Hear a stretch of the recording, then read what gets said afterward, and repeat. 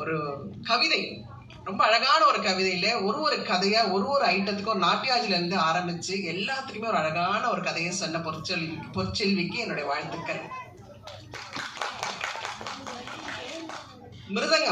மிருதங்கிஸ்ட் பாத்தீங்கன்னா அப்படி உட்காரும் போதே அப்படியே ஒரு சிவனே வந்து உட்கார்ந்த மாதிரி இருந்தது. அவ்வளவு அழகா ரொம்ப ரொம்ப ரொம்ப அப்படியே, அதாவது நீ ஆடுமா நான் இருக்கேன் அப்படின்னு சொல்லிட்டு அந்த ஆர்காட் பாலாஜி அண்ணன் வந்து வேற லெவல்ல உட்காந்துருந்தாரு. எனக்கு உண்மையிலேயே ஒரு சிவன் வந்து மிருதங்க வாசிக்கிறாரு, அந்த குழந்தைங்க ஆட போகுதுன்ற ஒரு சந்தோஷமா இருந்துச்சு.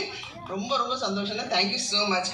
அடுத்து சிறப்பு ஒளியம், எங்க என்ன பண்ணணும், எங்க பசங்க கொஞ்சம் தோய்வாயிட போது அவர் கொடுக்குற அந்த மியூசிக்ல அந்த குழந்தைங்க அப்படியே எந்திரிச்சு திருப்பி கிடக்கலன்னு ஆடும்போது அவருடைய சிறப்பு ஒளி உண்மையிலேயே நாங்க பாரிஸ்கே போன மாதிரி இருந்து கணேசன் இல்லாம ஒரு இடமும் இல்லைன்றதை நீங்க நிரூபிச்சிட்டீங்க.